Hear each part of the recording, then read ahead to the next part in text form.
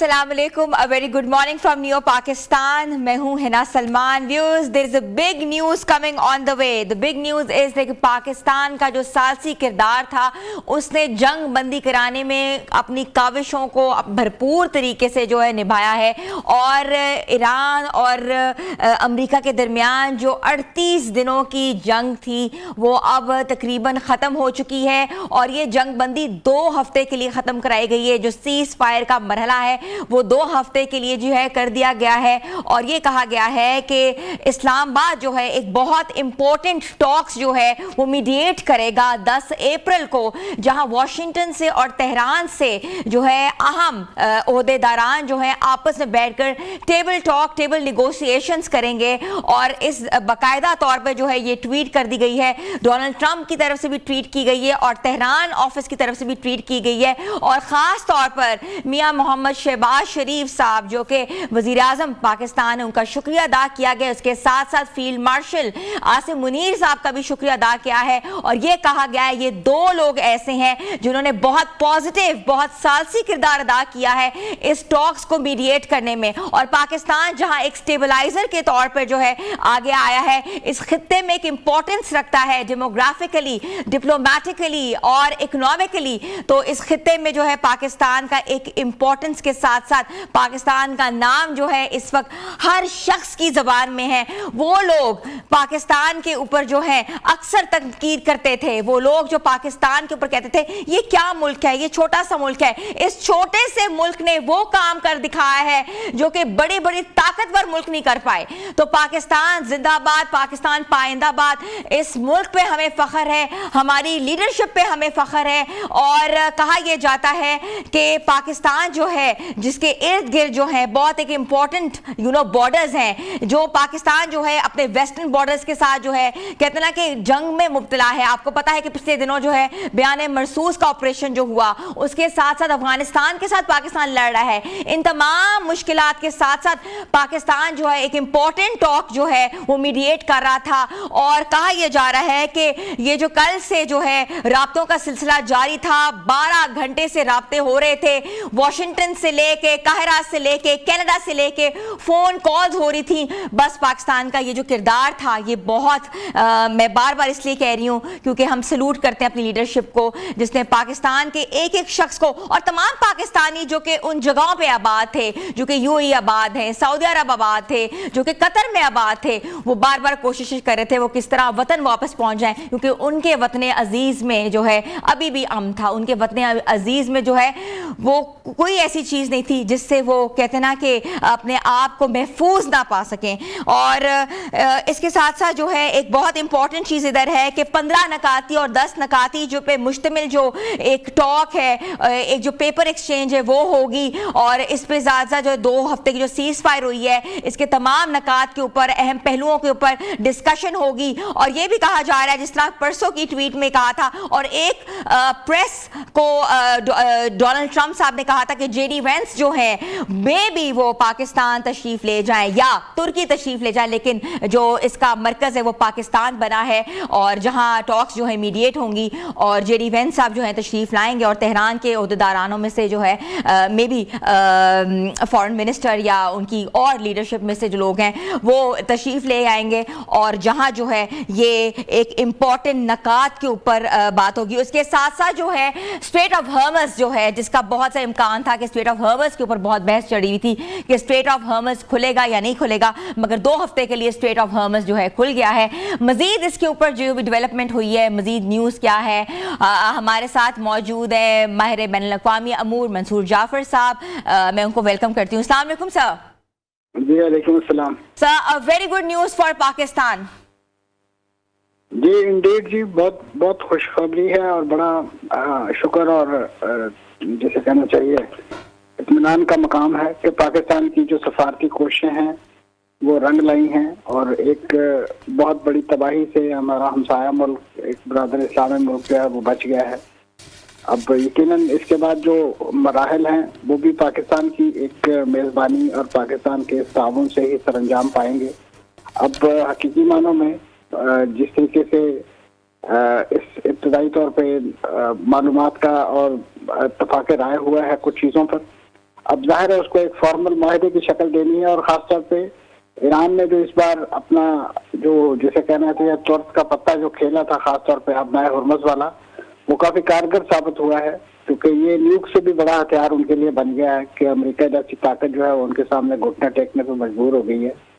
तो अब जरूरत इस अमर की है कि इस आबनाई की जो आजादाना नकलो हमल के हवाले से कोई ऐसी पॉलिसी, कोई ऐसा मैकेनिज्म तैयार किया जाए कि जिसके जरिए आइंदा मुस्तकबिल में इस नौयत की सूरत हाल पैदा ना हो। अब इसमें जो फरीकैन है, बिलखुसूस इसराइल एक ऐसा फर्स्ट क्रिएटर मौजूद है कि जिसकी मौजूदगी में इस बात का खदशा हर वक्त लाहक रहेगा, क्योंकि अभी इब्तदाई तौर पर जो रद्दमल उसकी तरफ से आया है वो तो इत्तफाक था, लेकिन अभी लबनान में जो जंगबंदी के हवाले से जो बात इसी माहिदे के अंदर की गई है या नुकात में बयान की गई है, उससे तो वो इनकार कर रहा है कि जी हम वहाँ जंगबंदी नहीं करेंगे। तो इससे लगता है कि एक अभी तक उसके जहन में एक खन्नास मौजूद है, और उसे दुरुस्त करने के लिए यकीनन अमेरिका को अपनी लाठी ही हाँकना होगी, क्योंकि अमेरिका के अलावा इसराइल जो है वो दुनिया के किसी मुल्क के नहीं सुनता, क्योंकि इस वक्त जो सपोर्ट और जो एक यानी आप कह लीजिए हिमायत हासिल है उन्हें, तो वो इस वक्त अमेरिका ही की है। इस वक्त दुनिया में तो तकरीबन इसराइल जो है अपनी पॉलिसियों की वजह से यको तनहा हो चुका है। अब मैं समझता हूँ पाकिस्तान को बड़ा फूंक फूंक कर दोबारा इस मामले में कदम रखना होगा, और बिलखुसूस जो अभी कल जो अगले मराहल हैं वो भी इस लिहाज से बड़े डेलिकेट हैं। मंसूर जाफर साहब, आपने बिल्कुल बताया है, मगर ये जो नकात हैं 10 नकात 15 नकात है, ये नकात हैं क्या? अमेरिका की तरफ से कौन से नकात हैं, और ईरान ने कौन से नकात जो हैं वो 10 अप्रैल को इस्लामाबाद में पेश करने हैं? इसमें जो बुनियादी तौर पर 15 नुकात अमेरिका की तरफ से पेश किए गए थे उन्हें, और उसके बाद जो ईरान ने उसके जवाब में जो 5 नुकात पेश किए गए थे उन्हें एक तरीके से यकजा कर दिया गया है। उसमें मेन तो नुकता अपना हुर्मुज़ का इशू था। फिर ईरान के न्यूज़ के बारे में भी उसमें है कि ईरान उससे एक लिहाज से दस्तबरदार होगा। यकीन उस पर बहुत सारा काम पहले भी हो चुका है, और इसी नौयत की जो दीगर तफसीलात हैं कि जो इस मामले को खासतौर पे जो जंग के हवाले और बिलखुसूस जो एक जंग का एक तावान देने के हवाले से जो बात की गई। ठीक है, सैंक्शंस के हवाले से आप क्या कहते हैं? सैंक्शंस हटा दी जाएंगी, स्ट्रेट ऑफ हॉर्मज़ का जो कंट्रोल है वो ओमान और ईरान के अंदर आएगा कि वो फ्री स्पेस होगी, कोई भी गुजर सकता है? जी, अभी उसके लिए एक मैकेनिज्म जो है वो तैयार करने के हवाले से बातें हो रही हैं, क्योंकि कल जो एक पेशरफ्त हुई थी अक़वाम मुत्तहिदा में, जिसमें बहरीन की पेश करदा एक करारदाद जो एक बज़ौर ताकत अपना हुर्मुज़ खुलवाने के हवाले से पेश की गई थी, उस पर पाकिस्तान ने यकीनन अपना वोट इस्तेमाल नहीं किया था, और उसके बाद जो बड़ी पेशरफ्त हुई थी वो बिलखुसूस चीन और रूस की तरफ से करारदाद को वीटो कर दिया गया था। तो अब यकीनन ऐसी आलमी ताकतें जो हैं उनका भी इंटरेस्ट, उनका भी एक रुझान जो है वो इस कज़िये की तरफ आया है। तो ऐसे में मैं समझता हूँ कि उस मामले को अब आलमी जो एक मैकेनिज्म है उसी के तहत कोई ना कोई चीज़ बनेगी, लेकिन बुनियादी तौर पे ये बात तय है कि ये ओमान और ईरान के टेरिटोरियल वाटर्स के अंदर मौजूद है, और उनका हक फायक है उसको रेगुलेट करने के हवाले से। और इसी हवाले से ये भी तजवीज़ एक शामिल है कि आबनाए हुर्मुज़ में से जो गुजरने वाले जहाज हैं उस पर कुछ टैरिफ लगा दिया जाए, कोई टैक्स लगा दिया जाए, ताकि वहाँ से उनको बआसानी गुजरने में आसानी हो।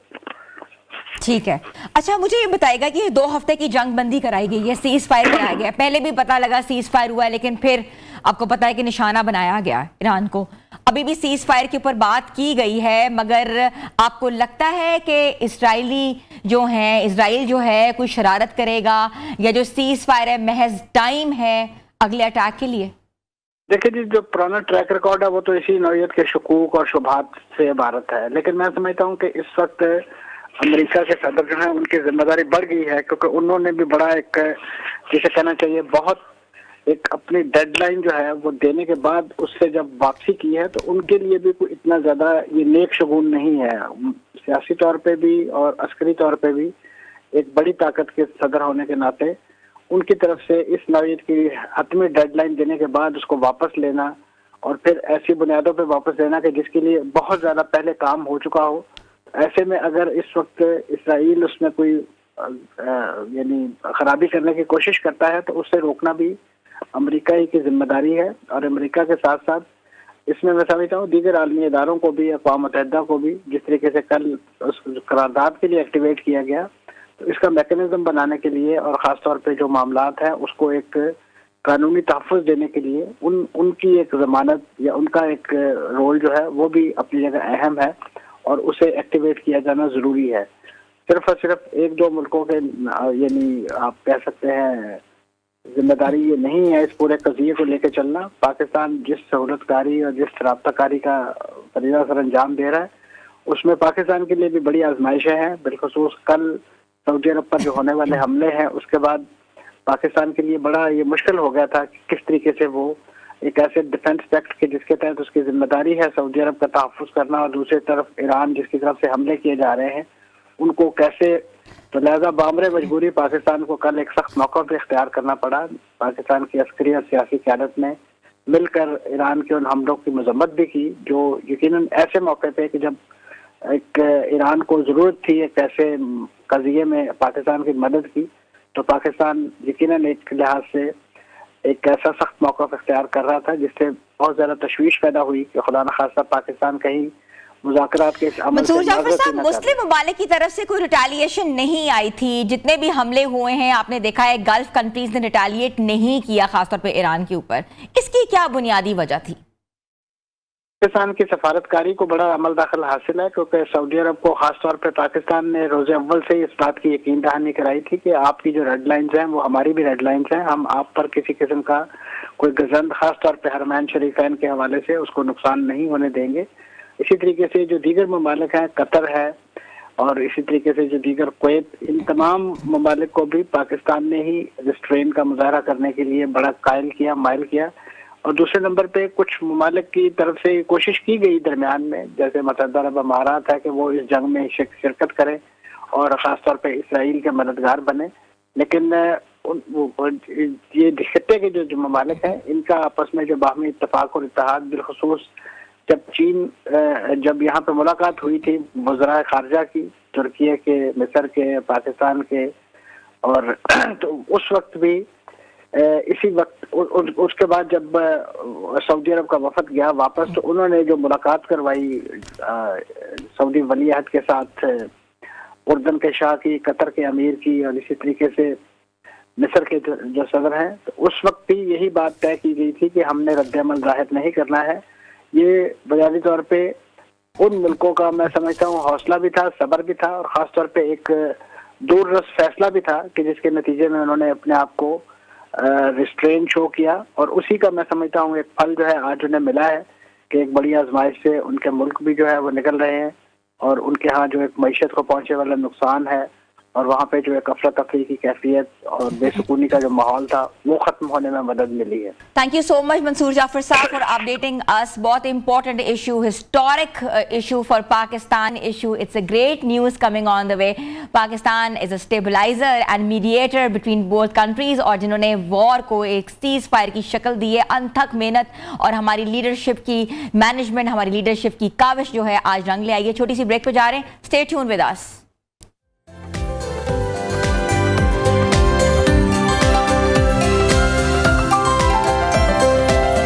Welcome back viewers. Important development जो सीज फायर हो गया है ईरान और अमेरिका की जंग के दरमियान, और इसका सालसी किरदार, इसका क्रेडिट पाकिस्तान को जाता है। पाकिस्तान की अनथक मेहनत, पाकिस्तान की काविश, और पाकिस्तान ने यकीन दहानी कराई थी कि पाकिस्तान वर्ल्ड वॉर 3 रोकने में कामयाब हो जाएगा और हुआ।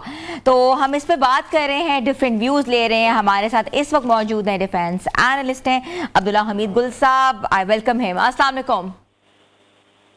जी वालेकुम अस्सलाम। Abdul Hamid Gul Saab, congratulations to Pakistan and what a diplomacy Pakistan did.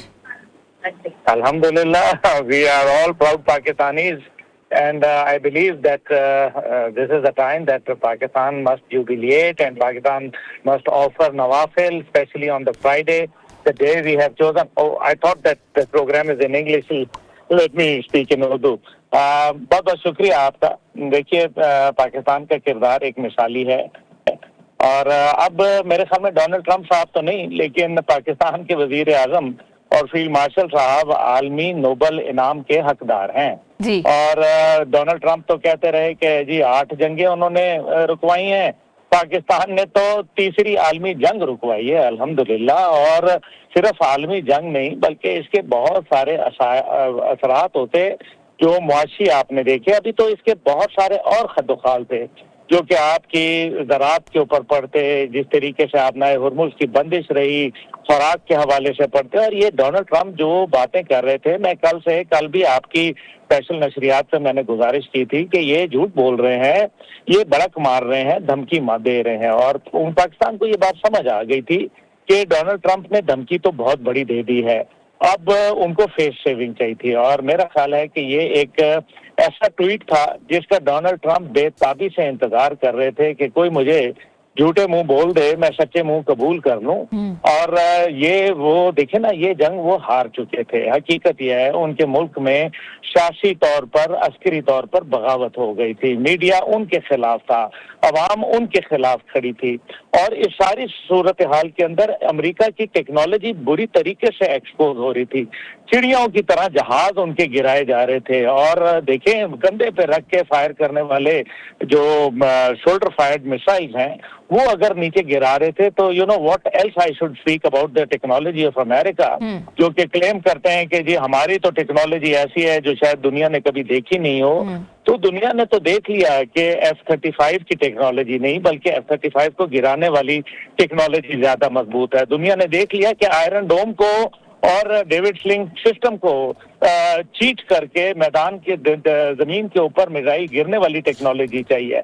दुनिया ने देख लिया कि टॉमोहॉक जैसा सुस्त रफ्तार 550 किलोमीटर फी घंटा वाला और 1600 किलोमीटर वाला मिसाइल नहीं बल्कि ईरान का मिसाइल चाहिए जो 17,000 किलोमीटर फी घंटा की रफ्तार से और 2,000 किलोमीटर और उससे भी बियॉन्ड रेंज तक वो फायर करता है। दुनिया ने ये भी देख लिया कि हमें वो टेक्नोलॉजी चाहिए है जो बहरी बेड़ों के ऊपर आग लगा दे और उनको भागने पे मजबूर कर दे, जो कि इनके स्ट्राइक कैरियर ग्रुप्स कहलाते हैं।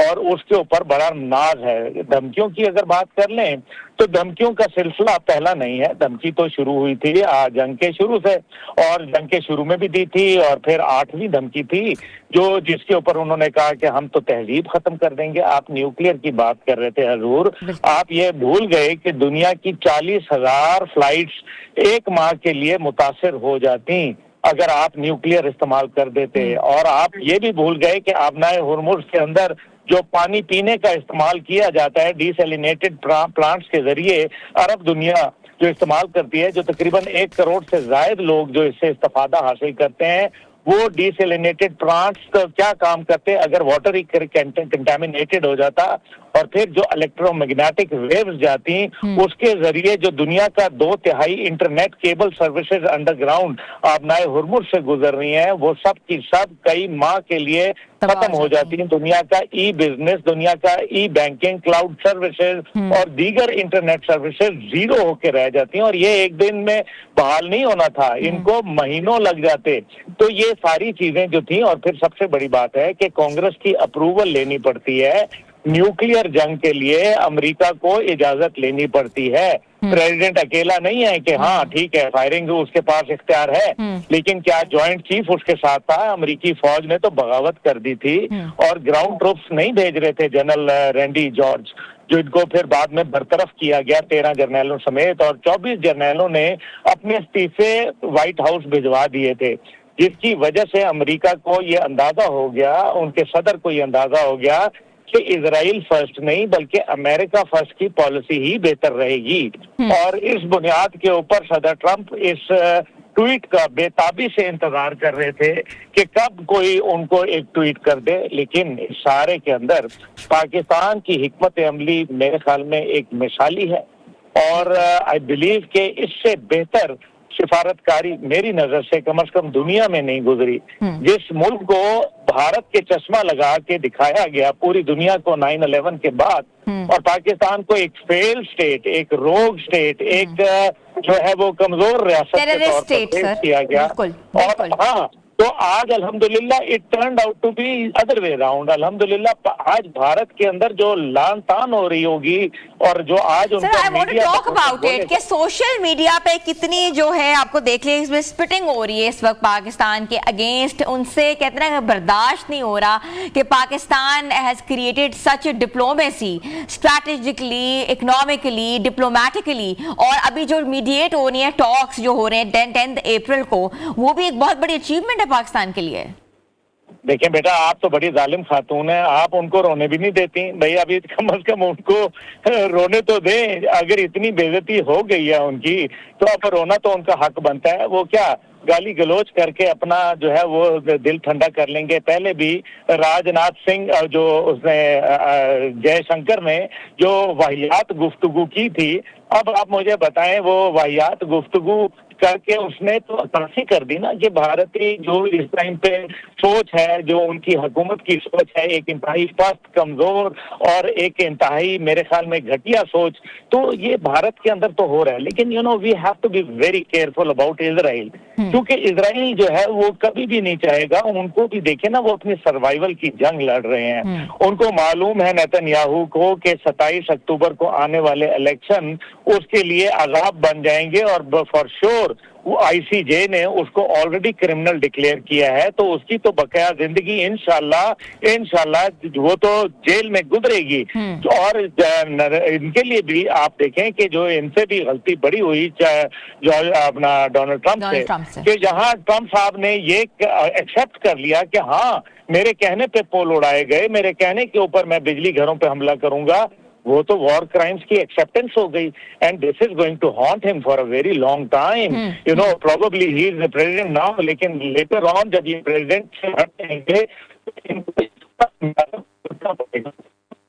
जी। तो मेरा की बच्चियों के साथ वाकया हुआ, मैंने गुजारिश की थी आपके चैनल पे भी, दीगर पे भी, कि वो उनकी बच्चियों की अगर आवाज यहाँ फरस वाले ने नहीं सुनी तो अरस वाला तो सुनता है। बिल्कुल बिल्कुल आप सही फरमा रहे हैं। अच्छा मुझे थोड़ा सा ये बताइएगा, टेक्नोलॉजी वर्सेस मोटिवेशन, कहते हैं ना कि एक मुल्क जिसके पास टेक्नोलॉजी की कोई कमी नहीं है, और एक तरफ हमने मोटिवेशन देखी है, अवाम देखी है सड़कों पे निकली हुई है, ईरानी अवाम पाकिस्तान के झंडे लेके निकली हुई है, क्या वो खुशी की लहर थी उनमें। और उसके बाद बहुत इंपॉर्टेंट जब ये जो आखिरी 12 घंटे थे, उनको ये कहा गया कि put your hand chains against the nuclear sites. कितनी बड़ी मोटिवेशन है उस कौम की। बिल्कुल आप देखें वो, लेकिन उसकी मोटिवेशन की वजह क्या है बेटा? बात यह है कि जिस कौम की लीडरशिप पहले सबसे अव्वल में खड़े होकर शहादत को गले लगाए अपनी आल औलाद के साथ, आप मुझे बताएं कि उस कौम को फिर मोटिवेशन और कहां से आएगी? जिसने फैसला किया कि जीना है तो हजरत अली के रास्ते पे जीना है, और अगर शहादत को गले लगाना है तो हुसैन की शहादत हमें कबूल है। आप उनको हराने जा रहे थे। You are trying to defeat a person who has got nothing to lose. जिन लोगों ने मौत का फैसला कर लिया हो, आप उनको हराने और उनको दबाने चले थे। वो और लोग होंगे जो डरते होंगे। अल्हम्दुलिल्लाह मैं समझता हूँ ईरान साबित कदम रहा, जुर्रतमंदाना इकदामात और इंतहाई गैरतमंदाना, और एक टर्न द टेबल्स अपॉन सारा जो अमेरिकन जितनी भी हेजमोनिक डिजाइन थे उनकी धमकी, और फिर सदर शी जिनपिंग का वो बयान मुझे 3 सितंबर 25 का याद आ गया, जिसमें उन्होंने बिल्कुल बिल्कुल ऐसे। अब्दुल्ला हमीद गुल साहब, थोड़ी सी I think there is a distortion in your line.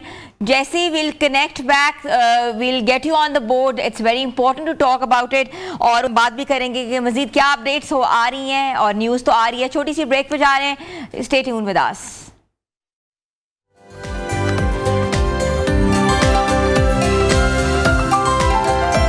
Welcome back viewers.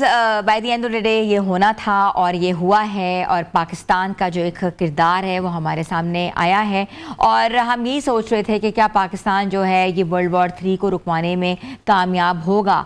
मगर पिछले जो 12 घंटे थे वो बहुत इम्पॉर्टेंट थे, जहां पाकिस्तान ने जो है वाकई अनथक मेहनत के बाद जो है ये टॉक्स जो है मीडिएट कराई, और अमरीकी सदर डोनाल्ड ट्रंप ने ईरान पर मुमकिन तौर पर जो बमबारी जारी है, उनको 2 हफ्तों के लिए मौखर कर दिया है, सीज़ फायर हुआ है 2 हफ्तों के लिए। मगर इसके साथ साथ जो है दोनों तरफ जो है वाशिंगटन से भी और तेहरान की तरफ जो है अहम निकात जो है वो सामने आ रहे हैं, और इस अहम निकात के ऊपर जो है मुआहदा होगा तो वो होगा 10 अप्रैल को, और जो कि इस्लामाबाद में जो है मुतवक्के है। और दोनों लीडरशिप्स को जो है स्पेशल तौर पे जो है मदऊ किया गया है, और पाकिस्तान जो है ये टॉक्स जो है मीडिएट कराएगा।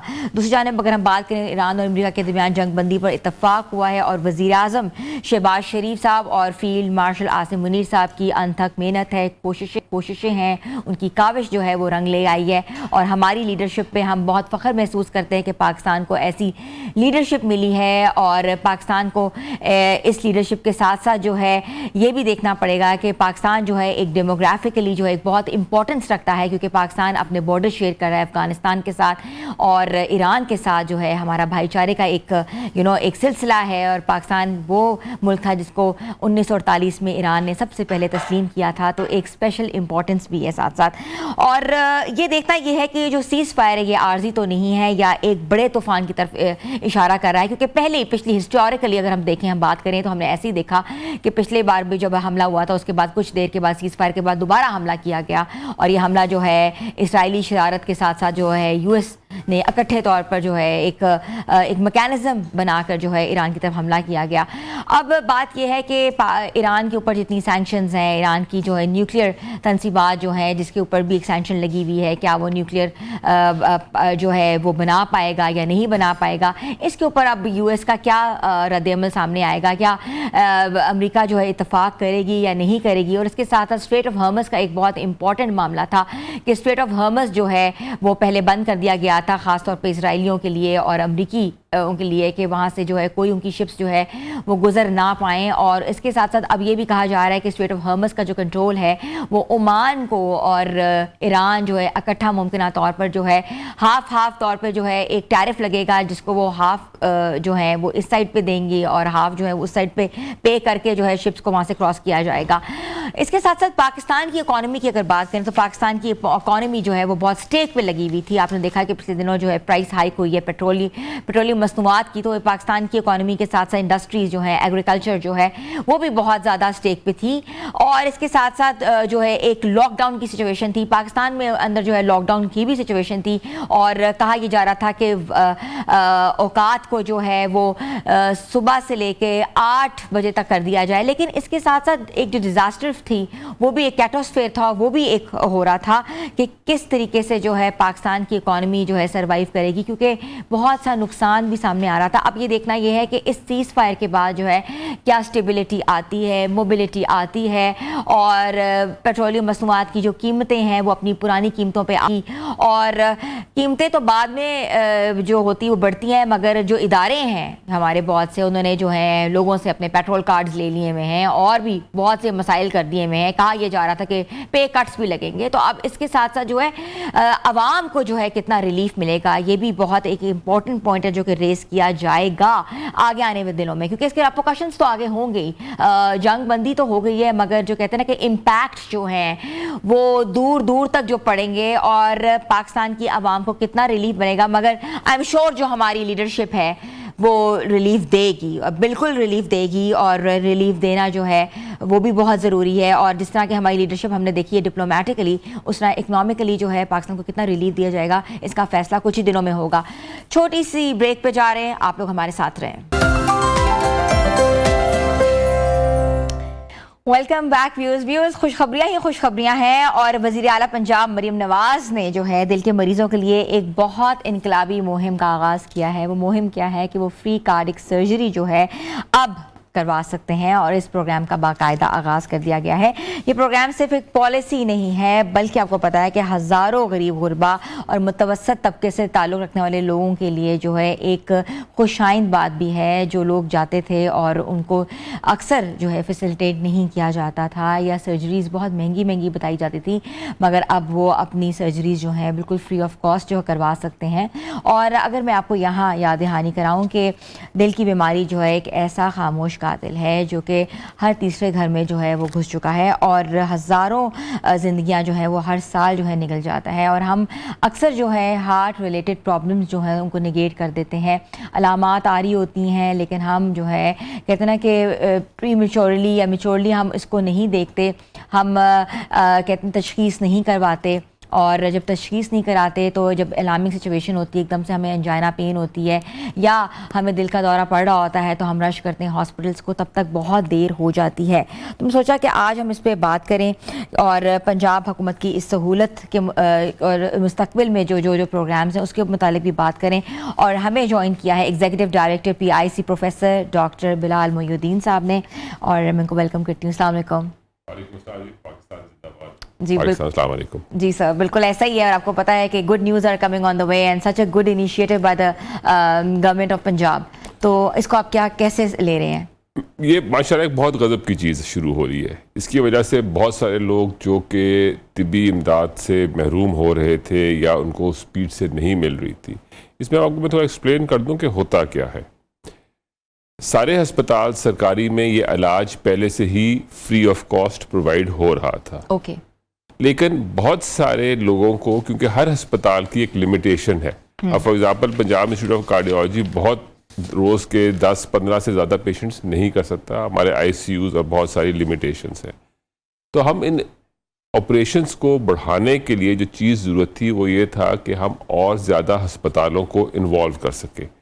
बहुत सारे अस्पताल जो कि प्राइवेट सेक्टर में, जो कि सरकारी नहीं हैं, उनके पास भी कैपेबिलिटी है, लेकिन हमने हर अस्पताल को अलाउ नहीं किया। सिर्फ वो अस्पताल हैं जिनको आपने चेक किया है जाके और जिनको पास किया है कि ये अस्पताल काम कर सकते हैं, यानी कि उनके स्टैंडर्ड्स को चेक किया गया। सरकारी अस्पताल तो हर वक्त जो कहते हैं ना ऑब्जर्वेशन में होते हैं, उनकी चेकिंग हो रही होती है, लेकिन प्राइवेट के बारे में ये बातें चलती थी। तो ये सारे अस्पताल जिनमें होगा वहाँ पे ये सारा कुछ उनका प्रॉपर चेकआउट हुआ हुआ है और फिर इसी तरह से वहाँ पर भी ऑपरेशंस होंगे।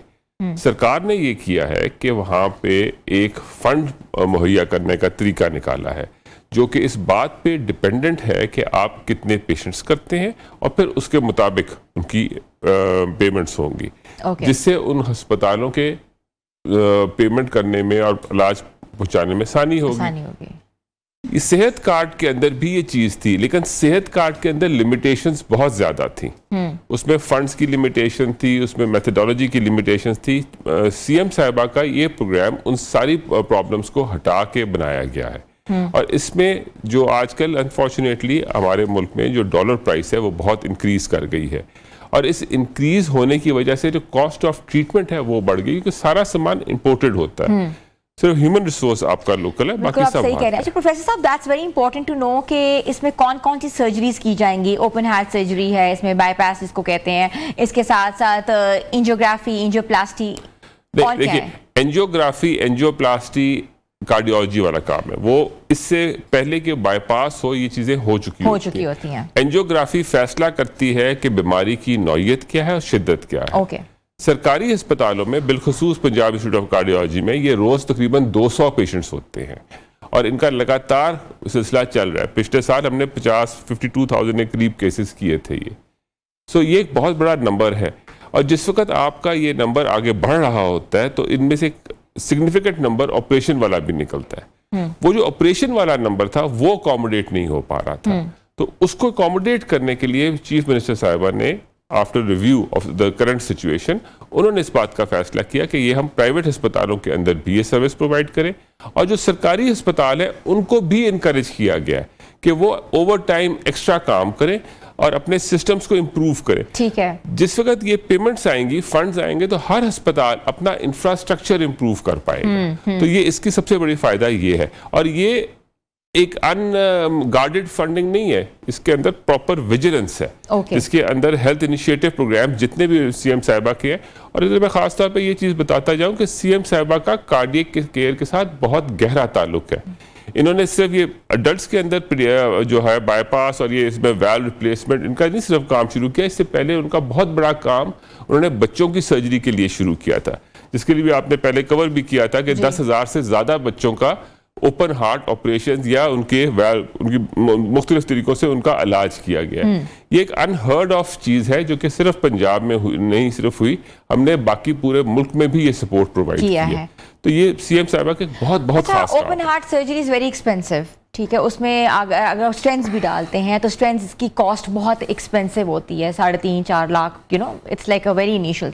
तो इस चीज़ को आप कैसे मद्देनज़र रख रहे हैं कि यू नो कि कॉस्ट इफेक्टिव बना सकें, या आप यू नो कितने पेशेंट्स केटर कर रहेंगे जो गवर्नमेंट जो है कॉस्ट बेयर करे? देखिए, इसमें एक सिंपल सा रूल होता है कि जिस वक्त हम प्रोक्योरमेंट करते हैं सामान की, तो हम अब specialised health care and medical education department है जो कि हेल्थ का एक हिस्सा है, उसके साथ मिलके एक पूरी ग्रुप परचेज करते हैं। जब आप एक हाई बल्क परचेज करते हैं तो चीज़ें सस्ती हो जाती हैं।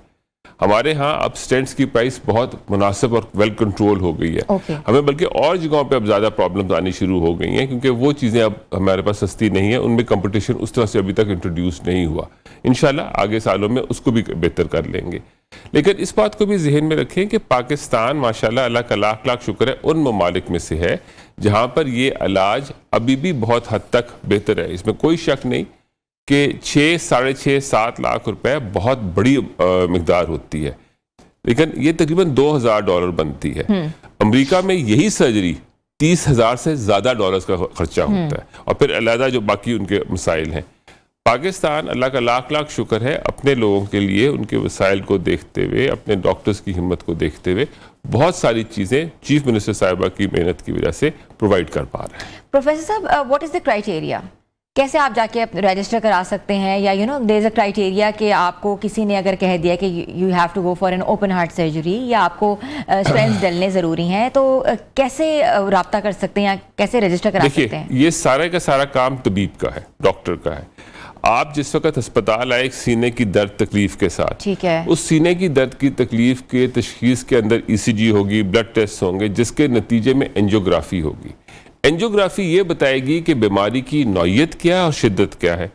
कुछ ऐसी बीमारियां होती हैं जिनमें सिर्फ अद्वियात चलती हैं, और कुछ ऐसी बीमारियां होती हैं जिनमें स्टेंटिंग का काम होता है, स्टेंट्स का होता है। कुछ ऐसे होते हैं जिनमें फिल फॉर काम हो सकता है, उसको हम प्राइमरी एंजियोप्लास्टी कहते हैं कि फौरन साथ के साथ ही उसका वो कर दिया।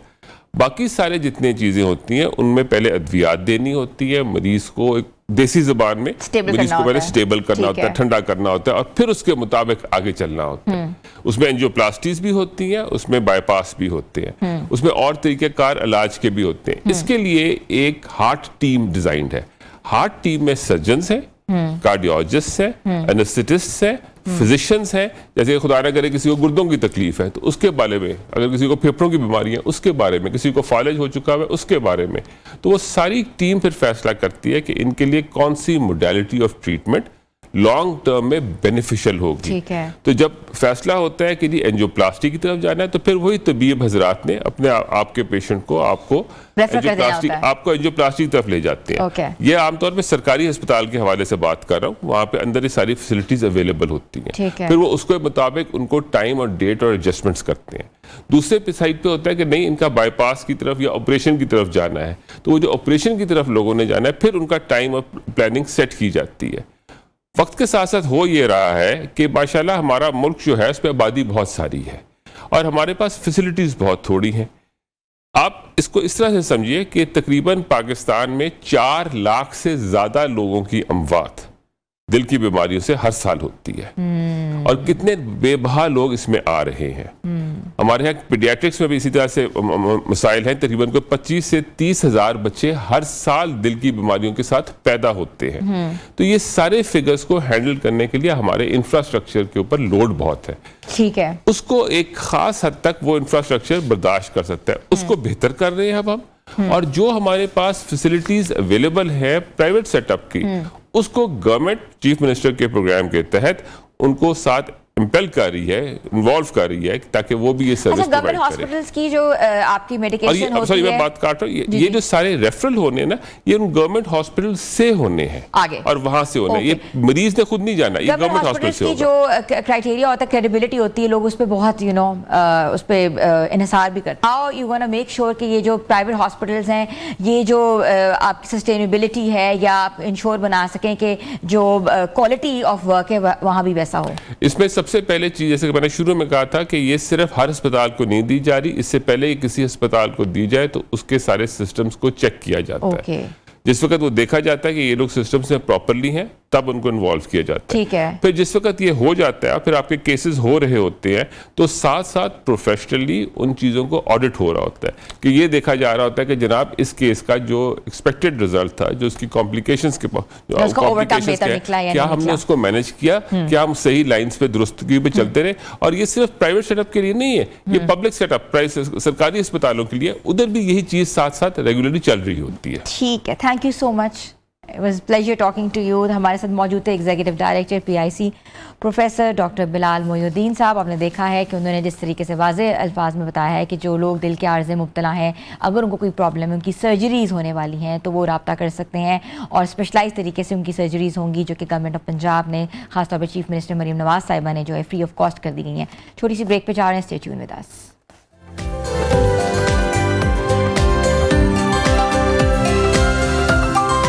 Welcome back viewers. जहां खुशखबरियां आ रही हैं, हमने सोचा कि आज हम किचन में भी आपके लिए बड़ी ज़बरदस्त खुशखबरी लेकर आते हैं। आज हमने सोचा कि हम अपना किचन जो है इक्विप्ड कर देते हैं और किचन में महंगे महंगे बाहर रेस्टोरेंट से आप जो खाना खाएंगे, घर में बनाएं और घर में जो है मज़ेदार उसका लुत्फ़ उठाएं। तो हमारे साथ मौजूद हैं आपके भी फेवरेट, हमारे भी favourite culinary expert, food expert Hamza Sheikh, जो आज हमारे किचन को संभाले हुए हैं और हम उनकी बारी चलेंगे और पूछेंगे कि आज वो हमारे लिए क्या बना रही हैं।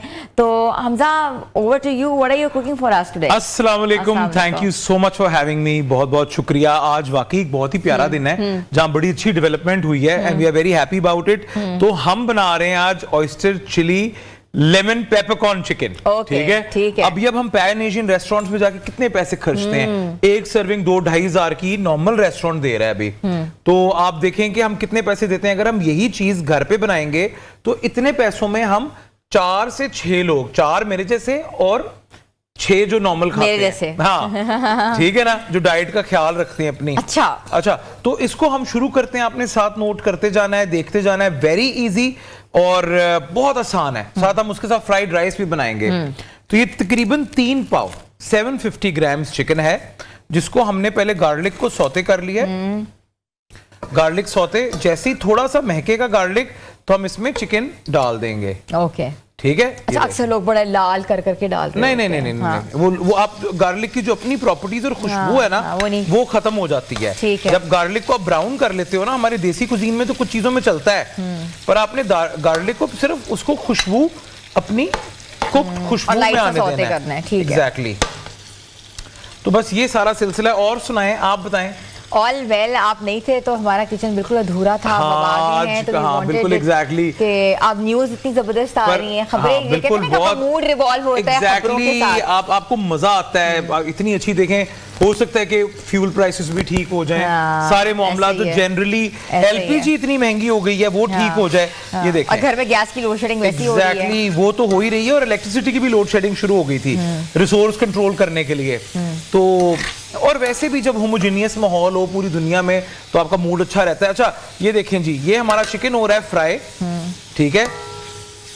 और चिकन को फ्राई करते करते ही ना हम इसके अंदर आप देखें खूब ज्यादा सब्जियों का इस्तेमाल कर रहे हैं। Very nice. प्लेटर तो प्लीज दिखाओ जी, कैमरे को दिखाएं। खूब ज्यादा सब्जियों का इस्तेमाल कर रहे हैं। These vegetables in the platter, कितना जबरदस्त लग रहा है। ये वैसे मैंने नहीं, मेरी वाइफ ने की है। अच्छा, अनमोल ने की है। हिना तो हमारी बहुत ही प्यारी बहन है। हमारा बहुत प्यारा ताल्लुक है भाई के साथ भी, हिना के साथ भी। अच्छा, a handful of carrots। Okay, अच्छा, डायरेक्ट डाल दिए। Exactly. अक्सर लोग उसको फ्राई करके डालते हैं। नहीं, ये देखें आपके सामने हमने देखे, लोगों को मुश्किल करके चीजें नहीं बतानी। ठीक है। चिली पेपरकॉर्न है ना, तो इसमें फिर ग्रीन चिलीज भी इतनी जाएंगी। ठीक है। ये बहुत, इसके अंदर हम बाद में हनी डालेंगे, शुगर डालेंगे, तो बड़ा अच्छा फ्लेवर इससे आएगा। अच्छा जी, बेल पेपर्स थोड़ा एंड पे जाएंगे। कैरेट्स जो है हम तकरीबन सारी डाल देते हैं और लेमन और बेल पेपर्स जो है ना टुवर्ड्स दी एंड जाएंगे। अच्छा, इसमें कौन सी सब्जी आपने डाली वो भी आप बता दें व्यूअर्स को, ताकि देखें। देखिए, आपके पास जो अवेलेबल हैं, गाजर, हरी मिर्चें और प्याज मैंने डाली है। शिमला मिर्च में भी डालूंगा, हाफ अ कप ईच, मतलब तकरीबन आप आधा पाव ले लें। जब आप अगर आप इस तरह परचेजिंग कर रहे हैं तो आप देखें ये कितना अच्छा कलरफुल लगना शुरू हो गया है। अच्छा, अब इसी पॉइंट पे जो हमारा मेन एक की इंग्रेडिएंट है दैट इज ऑयस्टर सॉस। ठीक है। तकरीबन 3 tablespoon oyster, 3 tablespoon oyster, 2 tablespoon chilli, ठीक है, बच गया, डार्क सोया सॉस ओके, तकरीबन 1 टेबलस्पून। अगर डार्क नहीं है तो आप नॉर्मल वाली ले लें, पर इससे एक बड़ा अच्छी अरोमा भी आ जाता है। अच्छा, अक्सर हमने देखा है कि हम रेस्टोरेंट जाते हैं, वी ऑर्डर चाइनीज और इतना हैंडफुल अमाउंट ऑफ चाइनीज नहीं मिलता, बिल्कुल बहुत ऐसे ही कम चाइनीज क्वांटिटी होती है, थोड़ा जिसमें सा, से- बिल्कुल, कहते हैं ना, exactly। अब तो वो चाइनीज आ रहा है ना कि 1 person dish, exactly single serving में, सिंगल सर्विंग या तकरीबन डबल सर्विंग। जी 2 टेबलस्पून ऑफ शुगर, ठीक है। शुगर इसकी स्पाइसीनेस को, तो I think this is the best thing, आप उन्हीं पैसों में जो है घर में बना रेस्टोरेंट का मजा ले लें। अब इसके बाद हम इसकी दूसरी सीजनिंग करेंगे। ये देखें माशाल्लाह, it's already looking very nice, refreshing and colourful. yes, now we'll take our spoon and we'll do our chili flakes, ठीक है, ठीक है। अब देखें इसको, and the most important, one of the most important ingredients, whole dried red chilies। Hamza तुम ठीक है? वीडियो करके डाल दे, तुम बता ये वो आप नहीं देखिए, करते। मैं बताता हूँ, टेबल स्पून, मैं बताता हूँ, आप लोगों ने अपने बताना इंग्रेडिएंट्स, हस्बे आप लोगों जायका। ने एग्जैक्टली अपने पैलेट Taste के के हिसाब से आपको कितना मिर्चें चाहिए, आप बच्चों को दे रहे हैं, बड़ों के लिए बना रहे हैं, आप किसके लिए कर रहे हैं, ये बड़ा इंपॉर्टेंट है। हाँ। देखें है ना, खुशबू मजे की आना शुरू हो गई है ना, ठीक है। अभी देखें 3-4 चीजें हमारी गई हैं इसमें भी। अच्छा, सॉल्ट हम थोड़ा सा हाथ रोक के डालेंगे, ठीक है, ठीक है। और इसमें हमारा सॉल्ट जाएगा, पिंक सॉल्ट। अच्छा, वेरी नाइस, ये तुमने बड़ा अच्छी चीज की है कि तुमने पिंक सॉल्ट पे लगा दिया है। हमने तो टोटल अपने घर में हर किस्म का खाना आप पिंक जितना सॉल्ट में। कम नमक खाएंगे आपकी जिंदगी उतनी अच्छी होगी, आपकी सेहत अच्छी रहेगी। वो जो अभी आए थे प्रोफेसर साहब, वो ये बिल्कुल, कह रहे थे ना कि ऑयल और नमक से परहेज करें। अच्छा, हमारा पानी मुझे चाहिए, पानी, ठीक पानी है। की बोतल एक, पानी की बोतल जैसी पानी। अच्छा, आपने पानी ऐड करना है इसमें? जी जी जी, वो थोड़ा सा इसको हम करेंगे ना ग्रेवी की तरह। अच्छा, ये देखें वो आ जाता है। मीनवाइल आपको पता है ये तो लाइव में चलता है। अब हम इसके अंदर डालेंगे अपने लेमन स्लाइसेस। अच्छा, जब आपने नींबू लेना है ना, तो आपने पतले छिलके वाला लेना है, उसमें अच्छा, कड़वाहट इसके नहीं बीज होती। निकाल देने हैं कि नहीं? हाँ, जरूरत नहीं निकाल है। दें, पर ओके। कोई कड़वा इतना- नहीं करते सालन को? नॉट या किसी ग्रेवी नहीं को? नहीं, क्योंकि ये अच्छा। स्टिर फ्राइड अगर बहुत देर पकेगा हाँ, तो कड़वाहट आएगी, ठीक है। अब देखिए हमने कितनी फ्रेश और मजे की वेजिटेबल्स इसके अंदर डाल चुके हैं हम अब तक। वाह, तो बस रेस्टोरेंट जाने की ज़रूरत ही नहीं है। आपने ये सारा मज़ा, अगर आपने किसी मेहमान को इनवाइट किया है या कोई लंच रखा है या कोई इवेंट के हाइटी रखी है, तो उसमें this is the best dish to add in your menu. बिल्कुल ऐसे ही है। थोड़ा सा ब्लैक पेपर ठीक है, एंड पे, ठीक है। And this is good to go. इसके अच्छा, अगर आप इसको ग्रेवी की तरह कर रहे हैं तो इसके अंदर आप जरा सा, आई थिंक सो आजकल बच्चे जो है ना वो ग्रेवी कम खाते हाँ, हैं। exactly। They want dry। तो हम देखें ना, हम ड्राई कॉर्नफ्लावर कर एग्जैक्टली, हम इसे कॉर्नफ्लावर के साथ, है ना, ये देखें, कितने टेबलस्पून आपने घोला है इसमें? है ना, इतने चिकन और इतना अगर इस तरह की ग्रेवी है ना जो ग्लेज के अंदर हमने कन्वर्ट करना है, तो you just need a teaspoon. Okay, मैंने थोड़ा ज्यादा मिक्स किया हुआ है, ठीक है, पर you just need a teaspoon just to make it into a glaze, ठीक है ना। आपने इसका जो नीचे एलिमेंट है उसको ग्लेज में कन्वर्ट करना है। ये देखें माशाल्लाह जी, बेहतरीन हमारा ये रेडी हो गया है। और अब हम जी, ठीक है, ये देखें जी, ठीक है। थोड़ा सा we'll give अच्छा, ठीक है it- हमजा, कितना इसमें पानी ऐड करना है थोड़ा आपने? सा, जस्ट हाफ अ कप, ठीक है। Okay। वो हमें पहले करना है ताकि हम इसमें थोड़ा सा वेजिटेबल्स थोड़ा सा पक जाएं, हाँ। ठीक है। तो हमजा थोड़ी सी ब्रेक पे जा रहे हैं। ब्रेक के बाद जब हम वापस आएंगे तो व्यूअर्स, हमारा जो ये पूरा मेन कोर्स है ये रेडी हो जाएगा। हम आपको डिश आउट करके दिखाएंगे और आपको बताएंगे कि टिप ऑफ द किचन आज क्या है। Stay tune with us.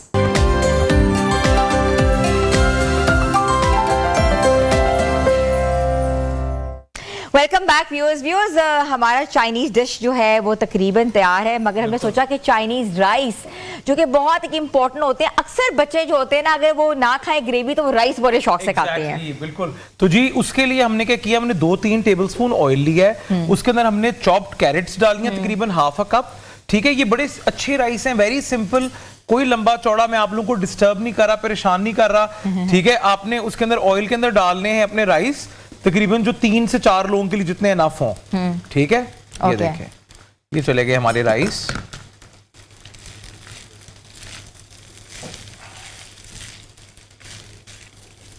इसमें हमारे इतने कम इंग्रेडिएंट्स हैं क्योंकि ये ग्रेवी के साथ जाना है, तो ये आपको बहुत ही आपने कैरेट्स को पहले ही सौते कर दिया सौते था। किया, हाँ जी, ठीक है। कैरेट्स को पहले हमने सौते किया है, जब वो थोड़ा सा पक जाएंगी बट स्टिल सम क्रंच रहेगा, तो वो जो है ना अच्छा, अक्सर लोग जो है ना वेजिटेबल को बहुत ज्यादा पका देते हैं। एग्जैक्टली वो फिर मजा नहीं आता ना, है ना, आपकी crunchy अपनी नहीं रहता। फिर वो कहते हैं घर में ऐसा बनता है, तो हम आपको रेस्टोरेंट स्टाइल सिखा रहे हैं। और अब एंड पे हम इसमें डालेंगे हरा प्याज, ठीक है। तो ये ग्रीन अनियन जो है ना, ये जरूरी है, ये हाँ क्या इसकी- अरोमा है। हाँ, खुशबू। अच्छा, इसमें नमक काली मिर्च कितना ऐड ऑन किया इसमें है? हम सिर्फ अभी थोड़ा सा सॉल्ट डालेंगे और थोड़ा सा चिकन पाउडर डालेंगे, बस बस अच्छा, that's चिकन it। पाउडर।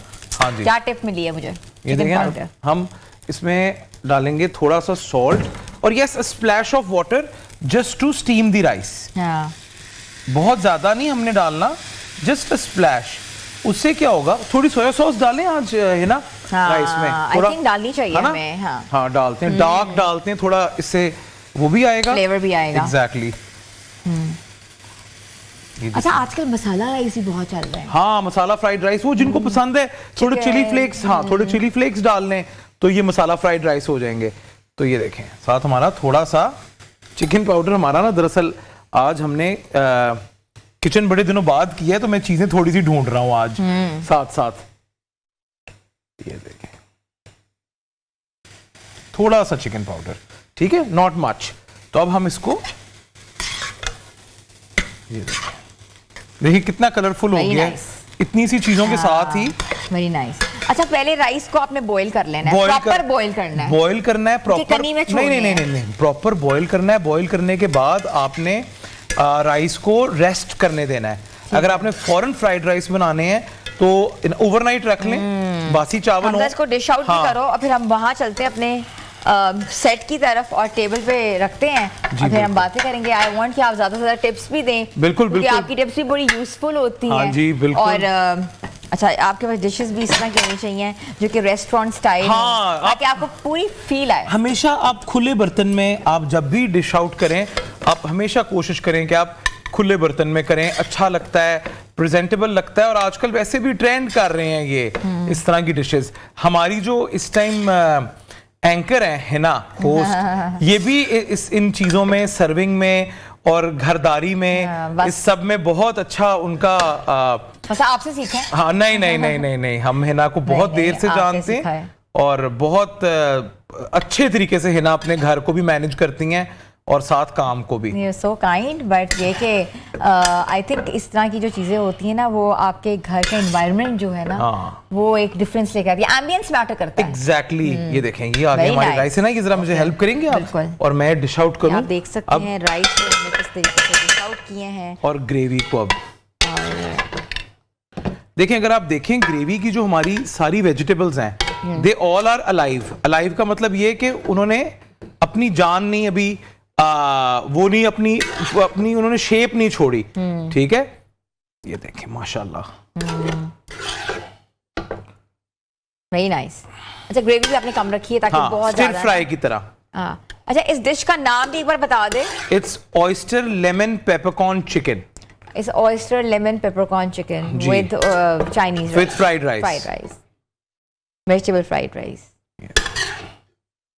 अच्छा, आप लोग एग फ्राइड राइस भी बना सकते हैं, चिकन फ्राइड राइस भी बना सकते हैं, Any kind of- any kind of rice would work. Let's take the dishes over there and keep it, क्योंकि आई थिंक हम टेबल सेट भी करना है कि ऊपर जो है ना वो भी ये हमारी, देखें जी, ये हाँ बिल्कुल ऐसा ही है।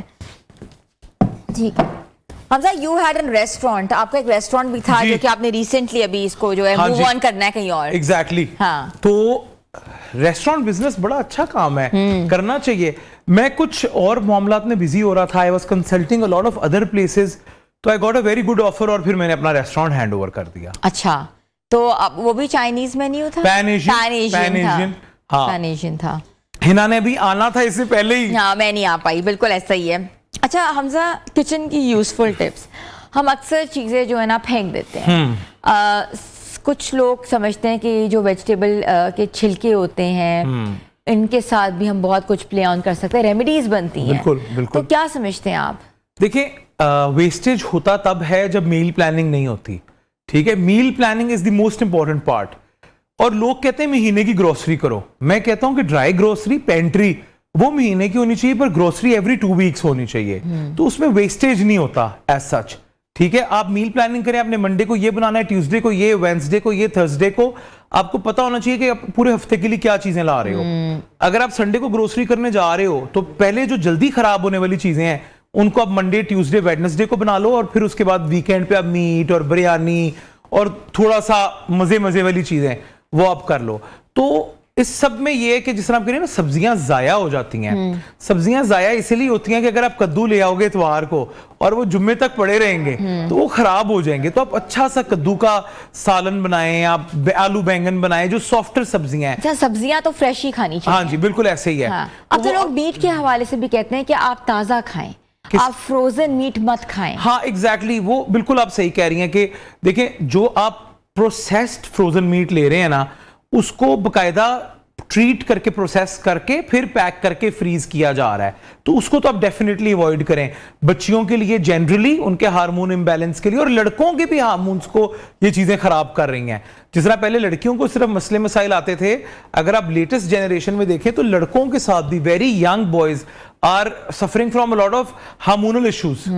तो जिसमें उनको गाइनो एक डिजीज है चेस्ट का, लड़कों की जब चेस्ट की डेवलपमेंट होना शुरू हो जाती है हार्मोनल इंबैलेंस की वजह से, खासतौर पे जो लड़के जिम करते हैं, तो वो ये वाले मामला जो है ना फ्रोजन चिकन की वजह से आते हैं। अच्छा। फ्रोजन मीट्स की या वजह बच्चे से। ओबीस हो जाते हैं तो उनमें वो तो चले, दैट इज फैक्ट, हाँ। बट पतले लड़कों में भी ये प्रॉब्लम आ रही है, दैट इज कॉल्ड गाइनो। तो वो ये प्रिजर्वेटिव्स और प्रोसेस्ड फूड्स की वजह से ये मसले मसाइल आ रहे हैं। ठीक है Hamza, any tip for the kitchen today? Keep your kitchen clean. रात को गंदे बर्तन रख के मत Cockroaches सोएं। देखे अक्सर लोगों के मैं kitchen में यही होते इसी हैं। बात पे आने लगा था कि देखिए मौसम बदल रहा है, प्लीज रात को कोशिश करें, घर में हिम्मत करें, आपस में मिल बांट के ड्यूटीज कर लें। सिंक में रात को गंदे बर्तन रख के मत सोएं। तो बस ये इस वजह Thank से you so much, thank Hamza you. Sheikh, for coming over and making such a yummy-licious meal. हम अभी खा के आपको बताएंगे। तो व्यूअर्स, आज का प्रोग्राम कैसा लगा, अपना फीडबैक जरूर दीजिएगा। हमारे सोशल पेजेस पे जाके हमारा कंटेंट और हमारा रिकैप देख सकते हैं। मिलेंगे कल नए प्रोग्राम के साथ। अपनी होस्ट हिना सलमान को इजाजत है, तब तक के लिए अल्लाह हाफिज।